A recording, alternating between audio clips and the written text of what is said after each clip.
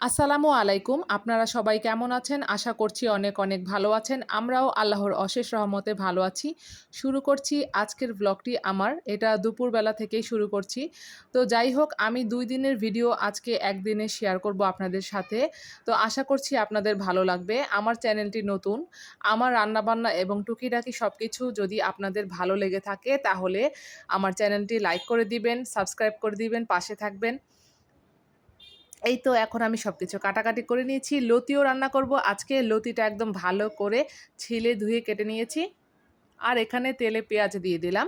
পটল রান্না করব ইলিশ মাছ দিয়ে। ইলিশ মাছটা তো হালকা করে ভেজেই নিলাম। তো যাই হোক বলছি আমি নতুন যেহেতু আমার কাজে ভুল ত্রুটি হতে পারে আমার ভিডিওতে। তো সেগুলো আপনারা ক্ষমা সুন্দর দৃষ্টিতে দেখবেন আশা করছি। আর অবশ্যই লাইক দিয়ে দিবেন। আর সাবস্ক্রাইব করে দিবেন। আপনারা সাবস্ক্রাইব করলে, লাইক দিলে আমি কাজে উৎসাহ পাই। তাহলে আমার কাজগুলো আরও ভালো হবে এবং সুন্দর, সুন্দর ভিডিও আপনাদের সাথে আমি শেয়ার করতে পারবো ইনশাল্লাহ। এই তো এখন আমি পটলটাকে যেহেতু ভাজিনি তাই একটু ভালো করে কষাবো। আলু দিয়েছি সাথে আর এখানে কোনো টমেটো দেব না আজকে। এই তো এখন আমি শুটকিটা বেটে নিচ্ছি। শুটকি দিয়ে লতি রান্না করব আজকে। চ্যাপা শুটকি এটা। আমি এটাকে একদম মিহি করে বেটে নেব। আমি এইভাবে শুটকি বেটে খাই। কারণ তাহলে মুখে দেখা যায় কাঁটা লাগে। আর একদম রসুন কুচি করে নিয়েছি আর কাঁচামরিচ সেগুলোও বেটে নিব। আর এদিকে আমি মাছটা দিয়ে দিয়েছি। আমার রান্নাটা অলরেডি হয়ে গেছে। তো রান্নাটা কেমন হয়েছে সবাই জানাবেন। আর এদিকে হঠাৎ করে সায়েম সাফিনকে কি করালাম সেটা বলছি আপনাদের। এখন যেহেতু স্কুল ১ সপ্তাহের জন্য বন্ধ দিয়ে দিয়েছে ৭ দিনের জন্য। তো ভাবলাম ওদেরকে একদম ওয়ান সাইজ করে মেশিন দিয়ে চুলটা কাটিয়ে আনি। ওর বাবাকে দিয়ে কাটিয়ে এনেছি। তো গরমের জন্য এই কাজটা করেছি। আর যদি বাইরে যায় তাহলে বলেছি যে ক্যাপ দিয়ে নিও মাথায়, কোনো সমস্যা নাই। তো এখন এই প্রচণ্ড গরমে অতিষ্ঠ হয়ে যাচ্ছে জীবন। আর বাচ্চাদের তো কি বলবো? ওদের একটু পরপরই ঠান্ডা লাগছে। ওষুধ খাচ্ছে তারপর আবার ঠান্ডা লাগছে। এজন্য ভাবলাম যে ওদের একদমই চুলটাকে একদম ছেঁটে ছোট করে দেই একদম। তো আমার তো তরকারি রান্না হয়ে গেছে আর এখানে আমি লতিটাকে ভালো করে কষিয়ে নিচ্ছি। দেখতেই পেলেন এখানে শুটকির সাথে মসলাগুলো দিয়ে দিলাম। তারপর একটু ভালো করে কষালাম। তারপরে এখন আমি পানি দিয়ে দিলাম। তো পানিটা পরিমাণ মতোই দিলাম। মাঝে মধ্যে দেখা যায় যে বেশি দিয়ে দেই। বেশিতেও দেওয়া যাবে না। এমনিতেই পানি উঠে যায়। তো আমার রান্নাটা একদম শেষের দিকে। ঘ্রাণটা যা এসেছে না অসাধারণ, অসাধারণ।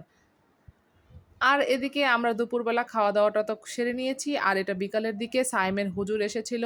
ঈদের পরে ১ম এসেছে হুজুর সাইমকে পড়াতে। সাইমের জন্য সবাই দোয়া করবেন। সাইম আরবি পড়ে ২৮ পাড়াতে আছে সাইম। তো এখন হুজুরকে নাস্তা দেবো ওস্তাদজিকে।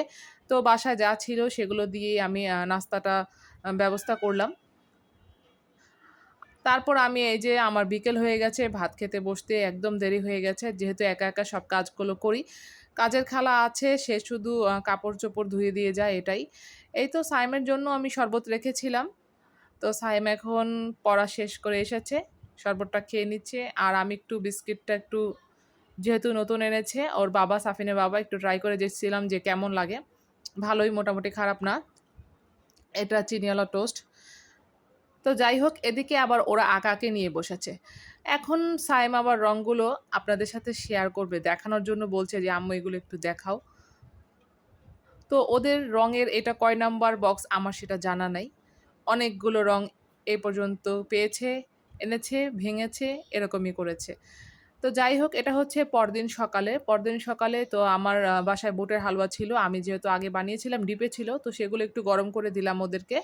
তো ভাবলাম যে আজকে আর ডিম দিব না ব্রেকফাস্টে। তাই হালুয়া আর এই যে পাউরুটিটা দিয়ে দিলাম ওদের ২ জনকে, সাইম আর সাফিনকে। আর আমি তো নাস্তা করে নিয়েছি। আর এই যে আমার চা, আমার প্রিয় চা যেটা না হলেই চলবে না। আর প্রচণ্ড রোদ উঠেছে বাইরে। তো চাটা নিয়ে আসলাম, দেখলাম যে একটু বাইরের পরিবেশটা কেমন। আর এই যে এদিকে যে আমার জানালার কাছে যে এই যে ডাব গাছটা আছে, এই যে ডাব গাছটা, এই ডাব গাছটার মনে হয় পাখির বাসা আছে নাকি কাকের বাসা। যাই হোক একটু দেখার চেষ্টা করছিলাম আরকি।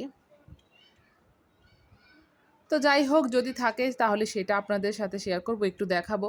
আর এদিকে চলে আসলাম রান্নাবান্নার জন্য। রান্নাবান্না না করলে তো আর হবে না, তাহলে কিভাবে খাবো, তাই না বলেন? তো আজকে রান্না করব ঝিঙ্গে। ঝিঙ্গেগুলো কি বাড়তি নাকি আমি সেটাই ভাবছিলাম। তো যাই হোক, কাটার সময় বুঝতে পারলাম অসাধারণ ছিল ঝিঙ্গেটা। মানে একদম বটিতে দেওয়ার পরপরই একদম সাথে সাথেই ছিলকাগুলো উঠে যাচ্ছিল। এতটা কচি ছিল।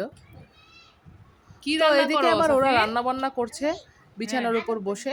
আলু আলু ভাজি ভাজি? নাকি করছে। আমি আবার সাফিনকে সাইম জিজ্ঞাসা সালাম দাও। করছিলাম যে, "সাফিন তুমি কি রান্না করছো?" সাফিন বলছে যে, সাফিন সালাম "আলু দাও। ভাজি রান্না করছি আম্মু।" তো আমি দেখি কি রান্না এখানে করো? ও তো আলু দেখি ভাজি? মাছ ভাজতেছে। তো এখানে তো মাছ। চুলাটাও দেখছেন কি সুন্দর চুলা, কত সুন্দর চুলা। আচ্ছা আজকে যাই হোক, আলু ভাজি, এখন তো আলু সাফিনকে কই? বললাম, "তোমার আলু ভাজিতে আলু কোথায়?" বলে, "এইখানে আলু আমি দিব। হ্যাঁ? এখানে আলু আমি দিব। এখন আগে আগে মাছটা ভেজে আলু নিচ্ছি না, ভাজি রান্না মাছটা ভাজতে করবা? দাও।"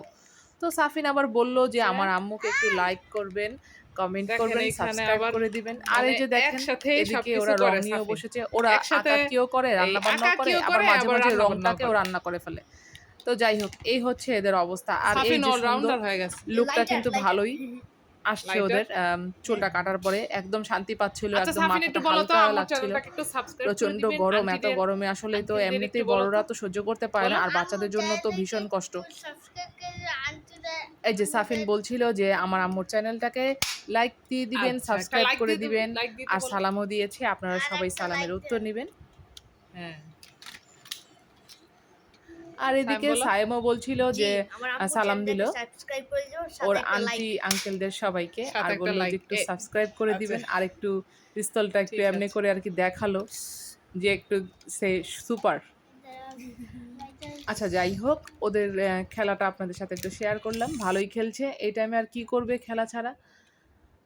আর এদিকে আমার ঝিঙ্গেটা আমি একটু ভালো করে কষিয়ে নিচ্ছি। তারপরে অনেক পানি উঠেছিল ঝিঙ্গের মধ্যে। তাই অল্প করেই পানি দিয়ে ঢেকে দিয়েছিলাম অফ ক্যামেরাতে। তো রান্না-বান্না অলরেডি হয়ে গেছে। মাছটাও দিয়ে দিয়েছি। আমার এই রান্নাটা কেমন হলো অবশ্যই জানাবেন। তো সবাই ভালো থাকবেন, সুস্থ থাকবেন। আজকে এই পর্যন্তই। আল্লাহ হাফেজ।